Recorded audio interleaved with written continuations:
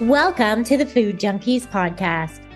Here, we aim to bring you the experience, strength, and hope of professionals working on the front lines in the field of food addiction. Our mission is to educate you, the listener, and increase overall awareness about food addiction as a recognized disorder. Here, we discuss all things recovery, exploring the many pathways people take towards abstinence in order to achieve a health-forward lifestyle. We hope to inspire you to thrive rather than just survive. So stay positive, make a change for yourself, and share your journey with others. And hopefully the message will spread.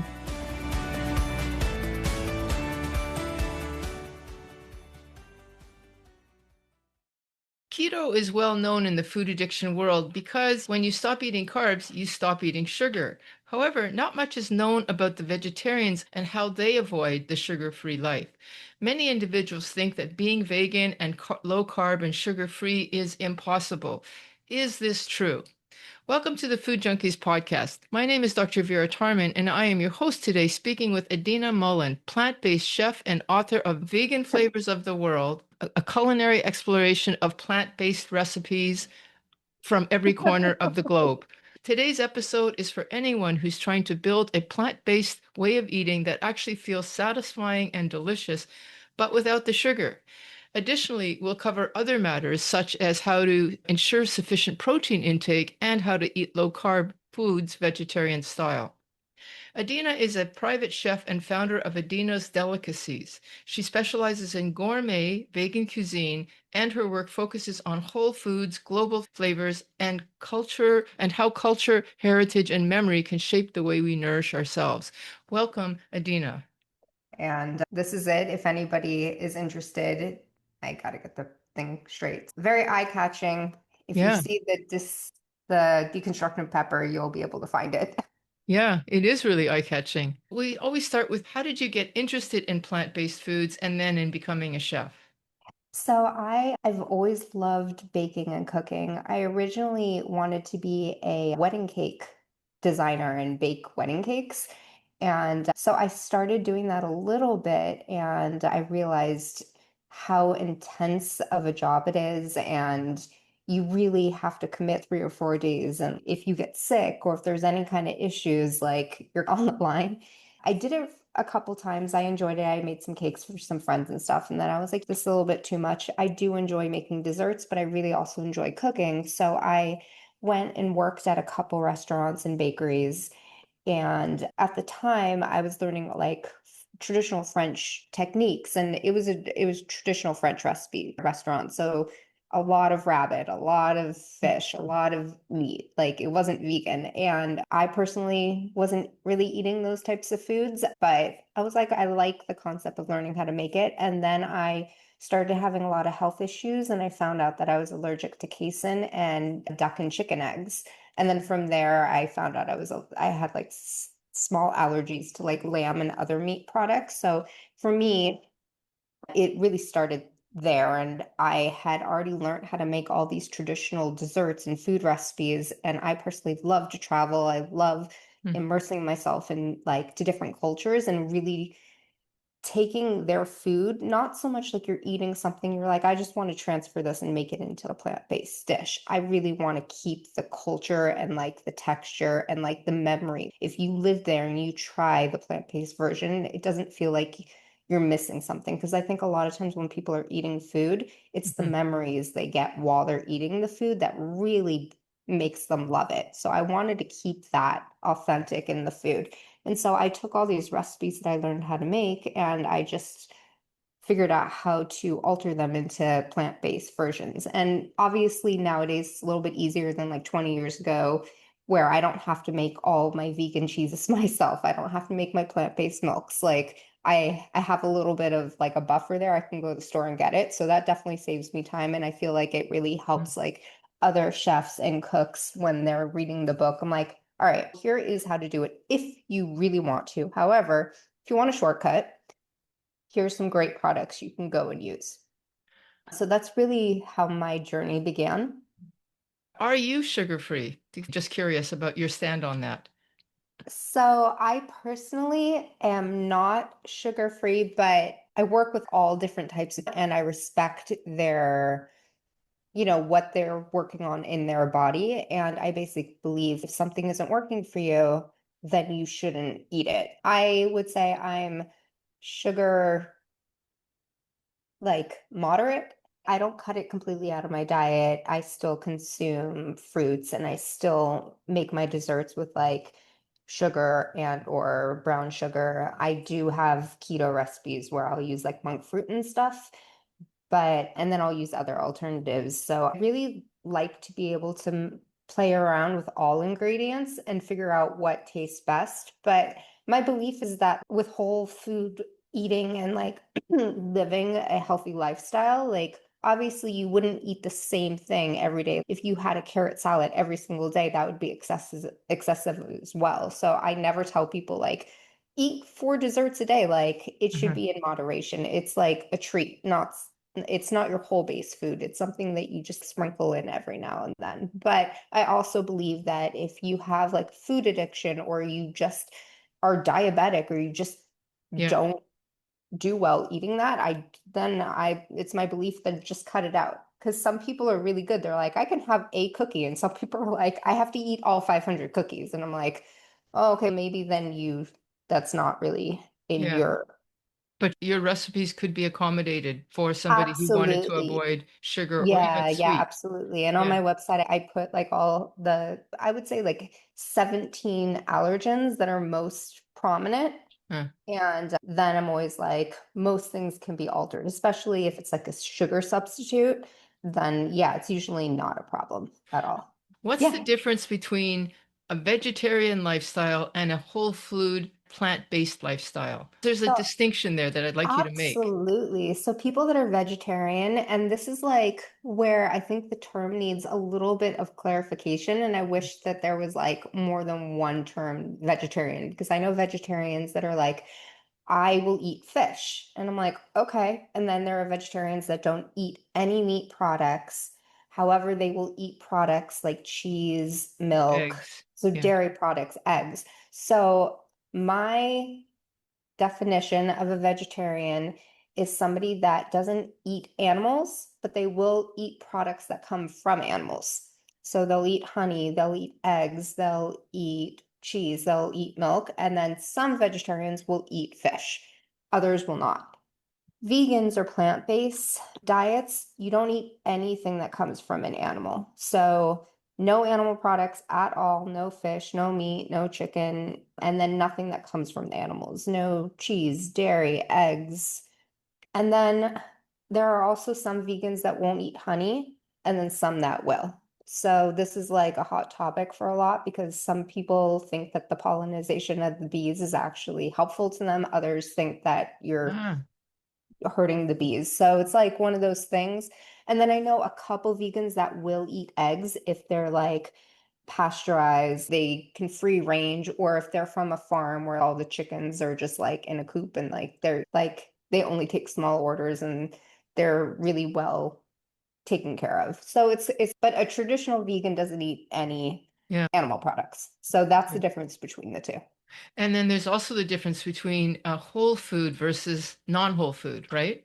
Yeah, so most people, when you say whole foods, it's things where it's if you were to look at it, there'd be like 1 or 2 ingredients. A Right. banana is a whole food, broccoli is a whole food, tofu is a whole food. It's when you get into, you go and you buy a pint of ice cream, there's multiple ingredients in it. You go and you buy a pre-made like frozen meal. And especially if you're like, I can't pronounce this, then it's not a whole food. So think when you think of whole foods, it's something where it's one thing to make that food food.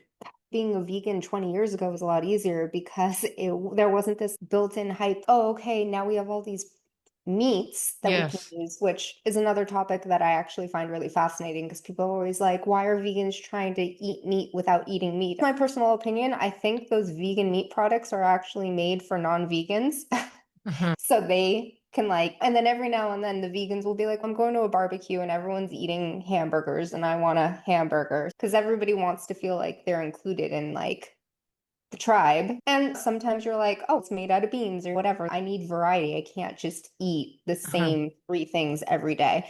And then it came about because like people really just want people are busy. They're like, I don't have time to curd make my own butter and spend hours making milk and then cheese and then making dinners every night that take 3 hours. Sometimes I just want to go to the store and buy this prepackaged meal. And there are some companies that are definitely a little bit better than others that Uh-huh. are more whole based, or you can hire a chef to like customize your meal, but then that also gets pricey. So you're like, it's really what is in your budget. And I feel like everyone has their top three things they're willing to spend their money on. So it's, some people are like, I'll pay for food, I'll pay for art, I'll pay for cars, I'll pay for travel. Like everyone picks their like top Yeah. three. Yeah. And some people, like me personally, I'll spend a little bit more on food, but some people are like, my time is really valuable. I don't care as much what I put in my body. And some Uh-huh. people can just get away with it and eat whatever they want and they're fine. And some people are like, that really takes a toll on me and I can't afford to do that.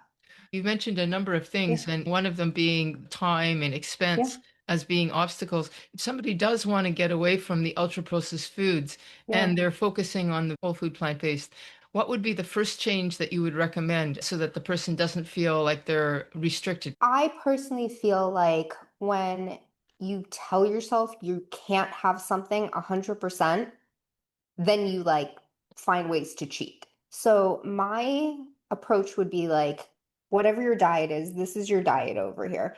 And this is your diet that you want to achieve. And you have 10 things in this diet and you have 10 things in this one. Take one or two out and then switch them with one or two here. And then every day or two or week or something, just slowly take away. So you don't feel like you're Mm, losing everything. And you're still, some people are going to be like, I'm not just starting and being perfect. And I was like, but you're working towards a goal and you're probably reducing your cholesterol and you're cutting out your sugar and whatever else your goal is. You don't have to stop dead. If you had an addiction to like morphine or heroin or something, you just stopped, it could kill you. So I'm not saying that's going to happen with food. So slowly inching to your goal. And then for time management, like what I like to do, I'll take an entire day and I'll just turn on music and it'll be my cooking day. mm, And I'll make big batches of certain things. And sometimes I'll be very minimal on the spices because they'll be my bases. And then during the week, I'll add like my protein or something to it. And I find that if like I have my oven on all day and I just keep putting things in it, my energy cost might not be as high because you're not turning it on and off and on and off. So I'll do a bunch of grilled vegetables. I'll also like maybe pop in some tempeh or tofu or something in there and cook it. And then also like I'll make a bunch of rice and quinoa and lentils and stuff like that. And mm. then I'll have that all week as my base and then add things to it. So that also can save you a lot of time. Also, if I'm making like sauces, I'll make them ahead of time. And those, a lot of times, I also feel like if you make them ahead of time, they taste a little better if you let them marinate for a day or two because all the flavors really merge in well together. So that's something I like to do. And those things are really sometimes the most time consuming. When you only have one item to add in, then your meal prep might only be like 10 to 30 minutes. In the keto versus the plant-based communities, there's a lot of people who say that they might eat plant-based, but they're not satisfied because they need fat. The whole theory there is that you eat fat to satiety. That's the satiety mechanism. When somebody says, "How will I feel satisfied when I eat plant-based?" How would you give that level of satisfaction that they're searching for? I would ask like what fats they're considering because there are a lot of plant-based fats, like avocados, Huh. really fattening. So that would be, and it's So considered a healthy fat. you'd be So okay with it? I'm wondering, yeah, keto avocado is a great fat to eat, and it's completely plant-based. It has one ingredient, avocado. Yeah, yeah. So that's definitely something I'd actually be interested because I'm not really sure what are considered fats other than, are we talking about like carbohydrate fats or Yeah, you're right. fatty All meats? the kind of fats that would be advocated would be avocado oil, olive oil, coconut oil, and those are all plant-based. A lot of people that think like certain carbs are fat because of how they're broken down, or a lot of them are plant-based too, like sweet Uh-huh. potatoes, regular potatoes, rice, quinoa, lentils. Unless you're adding like beef stock to them, they're all plant-based. People come to the vegetarian world and say, I want to be vegetarian, maybe for ethical reasons, but I don't like vegetables. I don't like broccoli. I don't like celery. So what do I do? How do you make those foods that often people don't like into something that is actually enticing? I definitely think some of the reasons they don't like it is because the way it's prepared. And obviously, if you can make your own dressings, because this is part of the problem too. They're like, I love salad, but I have to put like half a cup of dressing on it. And I'm like, the salad's not the problem. It's the dressing that's the problem. It's really easy to make a dressing that's super fast. Like it actually takes less time to make the dressing than it takes to make the salad a lot of times. So, and you don't have to have a cold salad. You can have a hot salad, but like a little bit of oil, a little bit of mustard, a little bit of vinegar, little garlic if you're not low FODMAP, and salt, pepper. You got a dressing right there. If you can tolerate it, a little bit of maple syrup if you want like a tinge of sweetness, or even just lemon. And you can make a big batch of that, just shake it up because it'll separate and super healthy. You can add it to like any salad or even like your warm rice dishes or something. And there's tons of other ones. Like you can make things with cilantro, some kind of like chimichurri that you can pour onto your protein. I make that. A lot of times I'll make a big batch and it can sit in your fridge for a week or two and it just builds on the flavor. I personally love roasting vegetables. I really think it Mm, holds the flavor of the food in and you yeah. don't lose much of the nutrients. Yet a lot of that sweetness comes out. Absolutely. And the Yeah. nice thing too is when you roast them, whatever spices you put on it, they just soak into the vegetables. So I personally, that's one of my favorite ways. I don't like boiled vegetables very much. I think that it just sucks the life out of the vegetable. So I would ask like how they're preparing their vegetables because they can be delicious. Also, you can roast them on your barbecue. And then if you add a little bit of liquid smoke or you just let them char a little, they have so much flavor. And obviously, we're not going to every single vegetable. Like I definitely have ones that I go to way more than others. If you just really don't like tomatoes or something, just don't eat them. But there's 50 plus vegetables out there. There's got to be something you like. How else can Mhm. you make foods to bring it out? There's texture, there's Yeah. adding, making them crunchy somehow. Can you elaborate a little bit on Yeah, that? no, absolutely. So especially from if you don't want to use a lot of fat, if you have an air fryer or like Mm. on your microwave, if you have one of those microwave ovens that kind of turn into an oven, you have a heating element like a browning pan, something like that. You can cook them that way too, so they get a little bit crispy. Also, if you want to use your stove, you can. You will have to use a little bit more oil so they don't stick. But also, if you're mixing them into some kind of stir fry, so that has a lot of flavor in it. And then you can mix in whatever protein you're using as well in there. And then I know there's like a lot of companies that make like teriyaki and soy sauce and other things that don't have any sugar. So because you have to look on the labels because a lot of them are high in sugar. So that's something. But then there's also like a ton of websites if you want to make your own and they don't take very long at all. And you'd be surprised you probably have all the ingredients in your house already. So those are definitely ways to make them taste a little better as well. You can also pickle them. That's a little bit more time consuming, but if you're really into kimchi and stuff like that's great for gut health. And if you want to make like bowls where you add like your vegetables that way, then you don't necessarily always need to add a dressing because those have a lot of flavor. What about crunchy? That's like chips, Yeah, so you can kale do that in chips. your oven too. Like you cook it and then you broil it or something. So just Okay. you cook it a little bit longer. And that's really just how you dry it out. Right. I'll do that sometimes with kale. So I'll put kale in the oven and then with a little bit of like sea salt and a little bit of oil, and then it turns them into kind of kale chips. And that's nice. If a person said, I want to have a plant-based menu, what would you recommend? I see that you talk about rotating cuisines. Do you want to elaborate a bit on that?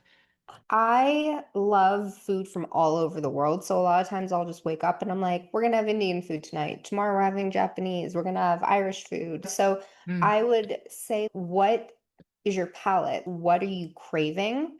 and then go from there. And there's always a reason why you're craving something. You know how you hear those people, they're like, oh, I was craving chalk. And I was like, you're not actually craving chalk. Like your iron or something Uh-huh. is low. So there's something your body normally tells you what you need. So most of the time your cravings, it's because you need it.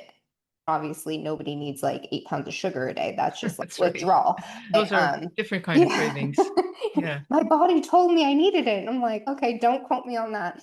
But yeah, I would say listen to your body. So normally I'm like, oh, I really feel like this. And then I blend what I have in my home or I go grocery shopping. But I really feel like at the start, when you're making something, the prep to get the flavors correct is like the most important. And then you just follow the cooking times. But I think especially with vegetables, when you rush the cooking or especially with like eggplant or something, people are like, oh, it was chewy or it wasn't cooked enough or it didn't have any flavor. It's like super easy. You just need a little bit more time. Like when you're cutting it up, just let a little bit of salt sit on it for 30 minutes, then rinse it off and then cook it how you want. It'll take that bitterness right out and all the flavors of whatever you're pouring into it soak in. Because I don't know if anybody's ever noticed, you cut up an eggplant and you pour like a half a cup of oil on it and then it's like it soaks it all in and you're like, oh, I need more oil. But if you do the salt thing, it like Uh, takes some of that out, so it'll let you soak whatever you want in. So same thing, if you just throw it in a pan, it's not gonna take whatever sauce you're putting in and absorb it. So you just need a little bit of time with that. do you do something about breakfast that's different? Oh, okay. There's probably like a couple things that I like to eat a lot. So I really coconut yogurt. I'll add granola onto it Uh, and fresh fruit if you can eat that. I usually put berries on there, are lower in sugar, and especially like blueberries and stuff, they're really good for like your eyes and your heart. So things like that. I like tofu, so I'll make a lot of tofu scrambles or I'll make some like vegan quiches every now and then. Sometimes like home style potatoes, and I'll make that in a big batch so I can just add that to something. Smoothies. And Okay. then if I am having a cheat day, maybe some like muffins or something. But I'm not a huge, personally a breakfast person, so I don't eat a ton of breakfast. But yeah, those are probably like my go-tos that I personally eat a lot. And Okay. then I usually throw in like a ton of spinach or kale or zucchini or something else. So there's lots of vegetables in there. And that really fills me up as well. So I'm not just getting all that starch. The Okay. coconut yogurt, it's also high in probiotics, so that's great. Give me three global comfort meals that are plant-based, just like to get that sense of comfort. Like comfort meals.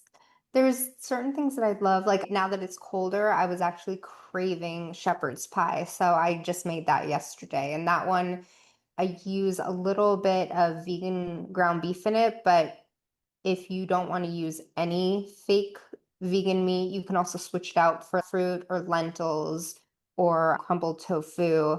And the rest is just all vegetables. So a ton of like carrots and potatoes and Uh, celery, and then a little bit of red wine that's reduced. And it just, when you eat it, you just feel like you're in Ireland. It warms your tummy. It's so good. Other things I love. I am obsessed, especially if I'm like a little feeling under the weather, hot and sour soup, but without egg. And just something about it just warms mm, my heart. Like every time I eat it, it just makes me super happy. And then something that I love to make, and it's not really like a meal, but I just love the way it smells. I love eating it. Is I make this Dutch oven bread and it's so crispy on the outside and so yeah. soft on the inside. And I use some vegan cashew butter and Yeah. it takes half the day to make it. Most of us wouldn't be able to eat that because we just eat the whole loaf. That's No, that's warm fair. bread is, oh my God. Yeah. Okay. All right. The mock meats. Do you Yeah. want to say a little bit more? Do you have more to say about that? The sort of Yeah, fake absolutely. meats. So some of them are actually getting really good. The ingredient lists are like Some I can actually be like, I will use this. I think that the ingredients are pretty well done. It's mostly just vegetables. There are some that I still consider junk food, and the only reason I add them in my cookbook is because people have a lot of availability to it, and sometimes they want something quick. They're like, I don't want to have to order jackfruit online. I couldn't find it, and I want something right now, or it's here and I know this person is going to want to eat it, and I just want to be able to use it in a healthier way. So I would say like 1 in 8 recipes will have some kind of like vegan meat in it. And I try and use the better brands, but I think that's why, because I don't want people to feel like they can't use those things. And my whole concept is, and sometimes you're out and you're like, this is all I can eat. You're like, I'm here, I have to Yeah. eat. Do you have in your book the companies that you think offer better of these kind of mock meats than other companies? I do. And those are the Okay. ones I put in the book. Okay. And then I do talk about like where you can get certain products. So stores that I found them, and then certain ingredients that where you can find them online that are a little bit healthier. But it's always good to read the labels, because they're, especially the ones that started out years ago, I think their whole concept was like, we just need to have a lot of protein so it matches the protein in regular meat. But we don't care all the things that we had to add to it to make it taste like meat and what it's doing to our bodies. So it's not like people are like, I need a certain amount of protein, and protein, yes, is important, but that's not all you need. And it also is like some people might need 30 grams of protein a day, some might only need 10. That was one of my next questions was Yeah. what kind of foods can you focus on to ensure that a person who wants more protein, like as a person gets older, they're recommended to eat more protein. People who are on Right. GLP-1s need to eat more protein. What kind of foods give more protein? Yeah, I mean, I definitely think that so a couple things that come to mind that have a lot of protein that people actually don't really know about. So there's something called TVP, textured vegetable protein. That has like something, I'm going to say the number and then I'll have to fact check it, but I think it's like 30 grams of protein or something. It's more than like a chicken breast for a cup of textured vegan protein. It's really high. It's shelf stable, so it's great. It comes dried, and then you add whatever. Is it a Um, powder? no, it looks like dried like ground beef or something. Sucked all the moisture out of it. So you rehydrate it, and then it has the same kind of texture as chewy ground beef or something, but it takes on the taste of whatever Yeah. you add to it. So if you were making like spaghetti with like ground up ground beef, like that would be a great substitute, or ground up turkey or something. I would say it has the same consistency as like ground up cooked Yeah. turkey, like Okay. because it's a little spongy. I feel like that's not the right word, but it's not like as dry. Yeah. Okay, so Um, that's one way to get extra protein. it's delicious. Then also, depending on how much you need, but almost all vegetables have protein in them. And then if you, depending on your calorie intake per day, nuts, pumpkin seeds, cashews, almonds, really high in protein. Don't go out and eat 4 cups of nuts a day, because that your calorie intake is going to be insane, but they're a great snack and they're really high in protein. I love like throwing them on my salads and stuff too for a little bit of excess. Okay. Um, And there's grains like quinoa that have a lot of oh, protein in them. absolutely. I mentioned this. So a lot of times also for breakfast, I'll take chia seeds. So I'll soak them Ah, overnight in like plant-based milk or coconut milk or something. And then they're actually easier to digest if you let them open up and after they're soaked. Like you can just throw them into whatever food you're eating, but your body has a harder time metabolizing them if they're not like a little bit like open from like the moisture of whatever you yeah. add to them.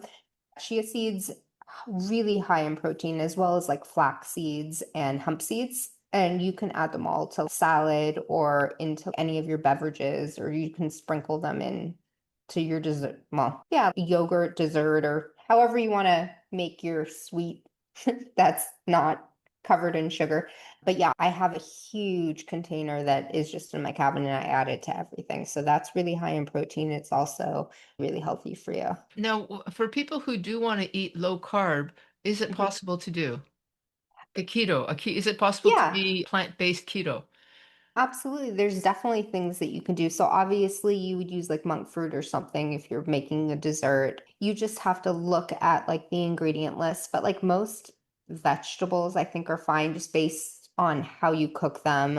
Like I said, avocados are great. I think anything you just have to get your, because I know in keto you have to keep your ketosis like Yeah, you have to. exactly right. Otherwise you go out of it. That's also one of the reasons why people have so much trouble with it. And they like either feel super sick or they gain a bunch of weight because they're not actually in ketosis. I tried the diet once.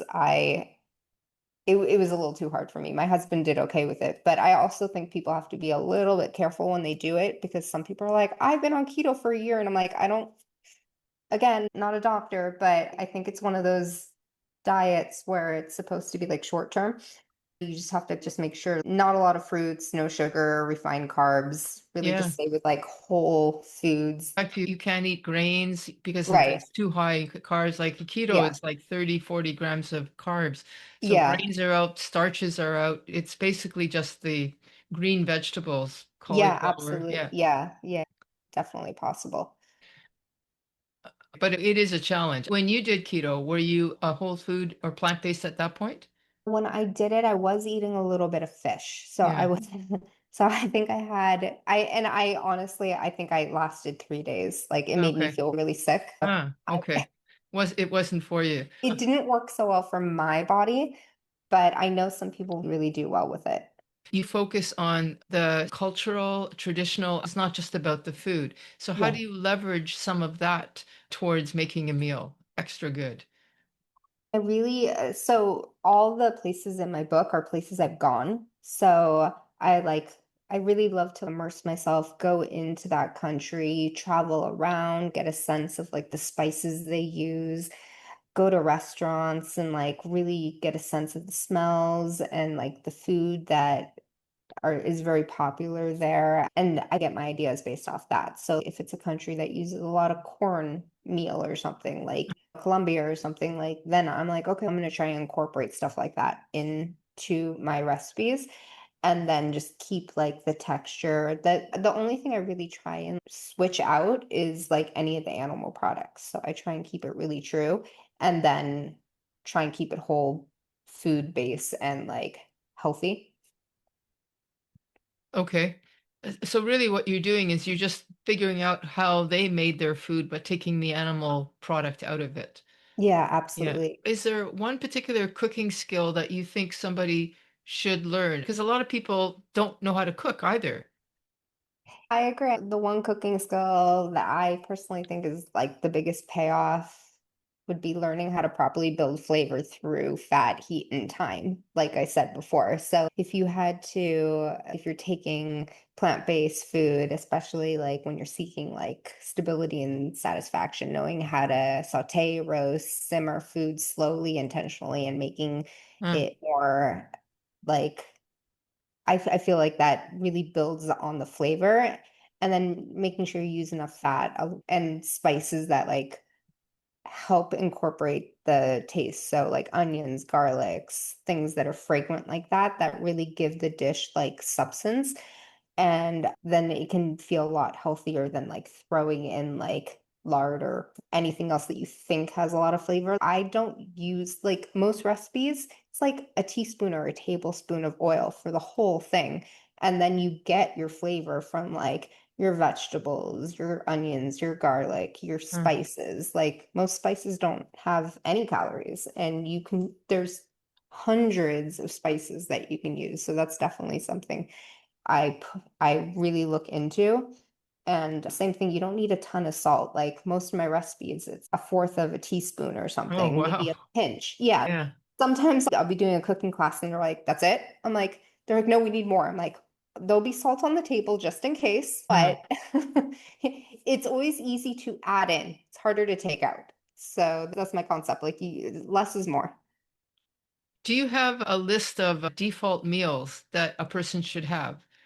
Like when they come home and they just don't want to cook. What should they have in their fridge? Yeah, same thing, like things that are easy to make in bulk that you can build on. Okay. Like obviously you're on keto, there's certain things you can't do, but I like to make all like my grains or like fillers, I call, so like potatoes, chickpeas, lentils, rice, things like that. But I make them Okay. pretty bland and then I can add whatever sauces I want to them later. So I'll make a lot of that, all my vegetables. So usually I'll just fill the fridge with all that and then I'll be like, okay, today. And sometimes I'll just literally pull it out of the fridge and just eat it plain like that. And sometimes I'm like, okay, I'm Uh-huh. gonna make this dish and I have it, I already have it ready. So that's like my go-to. Yeah. It sounds to me though, like you said earlier, you have a cook day. Like you're not the kind of person that just relies on pasta every night. I don't like eating the same thing like almost ever. Uh, Not even like the same thing multiple times in a day.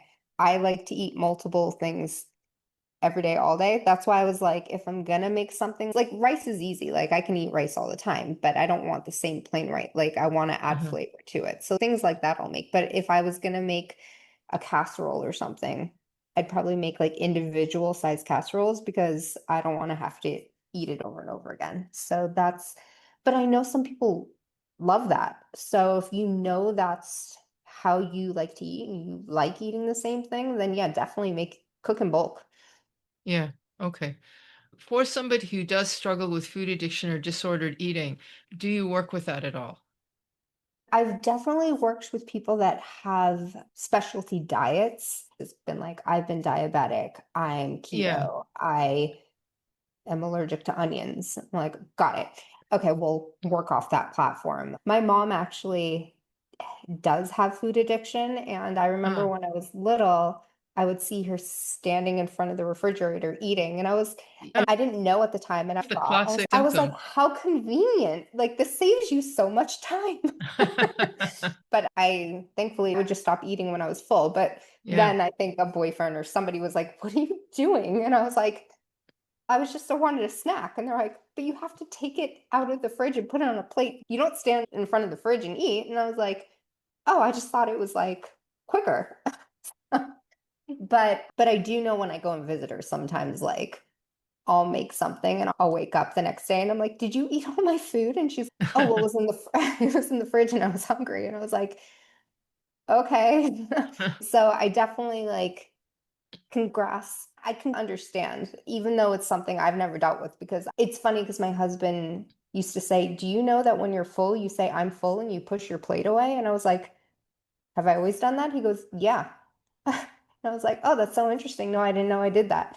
Yeah. So I wonder if other people like say it, but then they just don't stop because Yeah, they're like, that's it exactly. They say I'm or full and still want yeah, more. there's that don't waste food mentality. And my whole brain is you're wasting food if you're eating it because your body doesn't need it anymore. Yeah. And there's nothing wrong with putting it in a to-go box and eating it later. But there is mindless eating phenomena. I think that some people, I don't know how rigid to be like, or to be like, you need to put a lock on your fridge or something, or Uh, just buy food as needed. I know that my mom, for her, she's on a food program where they send her recipes and then she has to weigh all her food and then she has to email them and tell them what uh-huh. she's eaten that day. And that works for That's her. yeah, that's a lot of people in our community. Yeah. Yeah. Yeah. So I think it's a control thing. And then some people, it might be an emotional thing. I know that sometimes, like when I'm sad, I crave junk food and then I end up feeling terrible afterwards. So it's Yeah. kind of like one of those things you're like, oh, why did I do that to myself? I know that there's like those things they used to do for teenagers where you put your phone in like a box and it will only open after like you do all Yeah. your homework or a certain time. So maybe there's like a lock you can put on your refrigerator. Yeah. Yeah. There's a number of techniques similar Yeah. to that. Yeah. What are some common mistakes that people who decide to go plant-based do that might leave them vulnerable to rebound eating later or eating foods that are not part of the plant-based tradition? I think the most common mistake I see going plant-based in a way that's not really nourishing for people would probably be when they remove the animal products and they replace them with like ultra processed foods, but they Yes. Here, don't here. replace them like with enough structure, fat, protein, or calories or something. So that sets it basically like forces the body to feel deprived, or even it's not healing, because you're basically taking something that, like, steak usually is just one protein and then Yeah. whatever that animal was eating, but processed meats have 30 things in it. So like it's harder for your body to metabolize that. So that's definitely something they're like, I took steak and I replaced it with steak. And I was like, and Huh. then I think another big issue is relying too heavily on like light foods or substances. So like they're like, I'm eating really healthy, so I just only eat salads or smoothies or snack foods or highly processed vegan products. And they often don't provide enough grounding or satisfaction that people need, especially those with a history of food addiction. So Like like what? What should they make sure they include? I would say like more whole foods, like cook like a bunch of asparagus with a little bit of oil and lemon or something, and then to like maybe some potatoes or some rice, instead of being like, oh, I got this chicken that's Mhm. covered in like orange glaze and then a bunch of like potato chips or something. So just make whole food choices, like something that's a little bit healthier and that also will fill your stomach, and it's a little bit more satisfying. Like it doesn't just fill you up for 10 minutes and then you're hungry again. So they do have Yeah. to eat something that's more dense, eh? Yeah. Yeah, also I think that a lot of people they feel like they have to skip meals, or they just Hmm. are grazing constantly, which some people really work well with that, where they just like nibble on food all day, like depending on what you're eating. Like I know some people that are like, nope, I have my 3 meals and I'm great. And then some people are like, I have 1 or 2 meals and then I have little snacks throughout the day. Great too. And then I know people that are like super hardcore and they're like, I fast for 17 hours and then I can eat whatever I want for this 6 hours and then I don't eat again. And I'm like, you can eat anything in those 6 hours? I was like, what a great trick. Let me try Hmm. that. Doesn't work for everybody. You were like, oh, you meant I couldn't just eat cake for 6 hours straight? Got it. Yeah. I think also it's interesting because the more you eat, your body gets used to that. So it thinks it needs more food. And then the less you eat, it thinks it needs less food. But the problem is when you eat too little, you're not actually losing any weight because your body goes into starvation mode. And so Hmm. it stores all the fat, which then is stuck to your body. So it's like you have to eat a certain amount of calories to get rid of that fat. So my kind of theory is if you're hungry, eat something. Don't eat 1,000 calories Hmm. necessarily. Maybe Yeah. start with a little bit of nuts or a half of avocado, or put your foot in and see. Because sometimes I'm like, God, I'm starving. If I don't eat right now, I'm gonna just pass out. And then I literally will have a cup of yogurt and I'm like, God, I'm so full. Huh. So and then there are other times I'm like, nope, still hungry.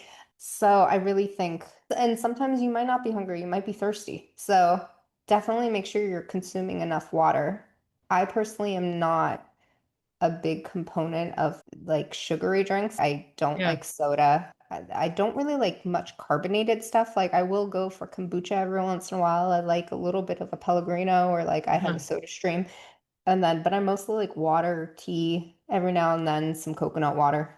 Yeah. Okay. But yeah, I don't even really like juice that much, Okay. but that's me. Do you have any final advice for somebody who is struggling with food addiction, like your mom, and wants to go And plant-based plant-based. whole food? Yeah, just when you go into it, I would say go in with the concept of just thinking of simple foods as vegan and start easy. Just buy vegetables. Just think of the one ingredient rule. If it has more than one ingredient, don't buy it. Mm. Then from there, you can build on. Obviously, this is a little bit difficult if you're like switching and you're like, I drink milk every day. Obviously, like almond milk has 6 ingredients in something, because milk, if you looked at the ingredients in milk, it's not just milk usually. There's some kind of some Yeah. stabilizer in it. So, but pick one that has no more than 10. And then maybe stay away from like the vegan cheeses for now.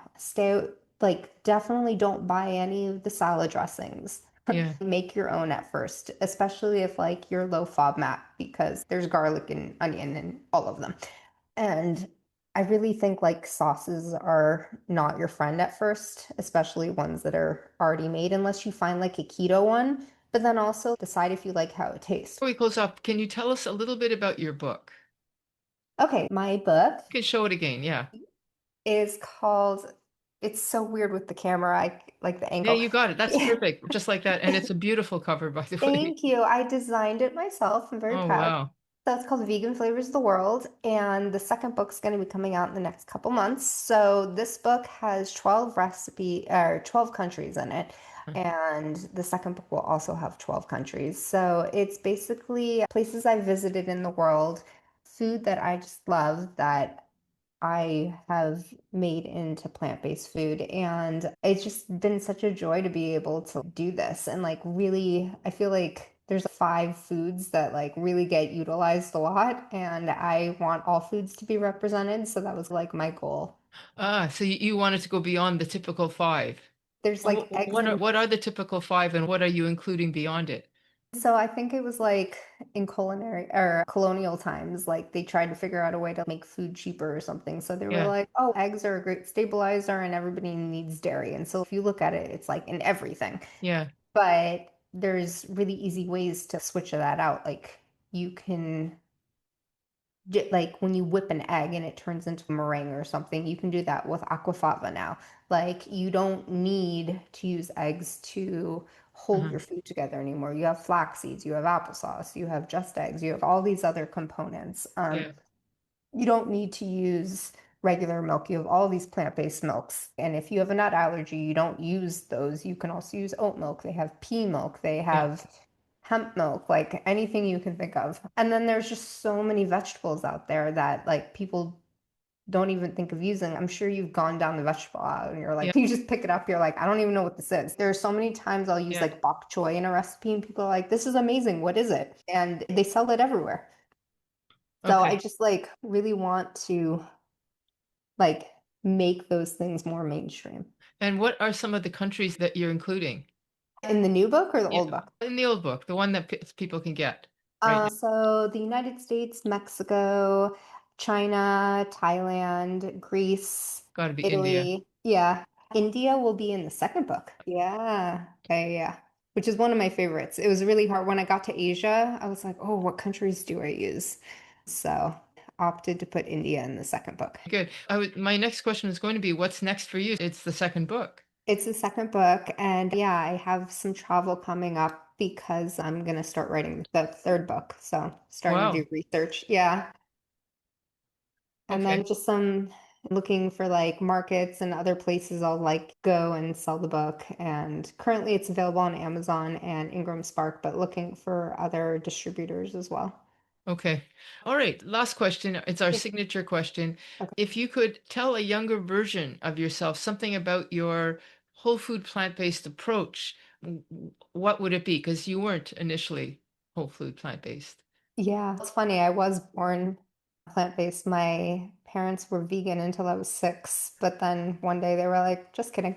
But I would probably tell my past self that food is not something to master or control. It's probably something to listen to and to be in a relationship with. I'd probably also tell myself that steadiness matters more than perfection, and that being fed consistently is far more healing than getting it right. And I'd remind myself that craving comfort and flavor isn't a flaw, it's information, and that the body is always trying to protect you, not sabotage you. So you should listen to it. And also, that food carries memory, culture, and care, and that returning to a simple traditional meal can be a way to back yourself, like, and not be something to be afraid of. And you don't need more rules. You need warmth, nourishment, and trust. So Yeah, I think that's something that I would work towards most of all. I tell myself that healing doesn't come from fighting food, it comes from letting food support you. that's great. Thank you very much, Adina, for this conversation. Thank you. It was Yeah, really enjoyable. thank you. Thanks for joining us this week on Food Junkies Recovery from Food Addiction. Make sure to join our Facebook group, Sugar Free for Life Support Group. I'm Sweet Enough. Molly and Clarissa are food addiction professionals who offer one-to-one counseling and group coaching through Sweet Sobriety. Please subscribe to our show so you never miss an episode. While you're at it, if you found value in today's episode, we'd appreciate you leaving us a review on your favorite platform. Your feedback helps grow our show and allows us to reach others who need to hear this message of recovery. Don't forget to pick up a copy of Dr. Tarman's book, Food Junkies. And as Vera always says, the power is ours.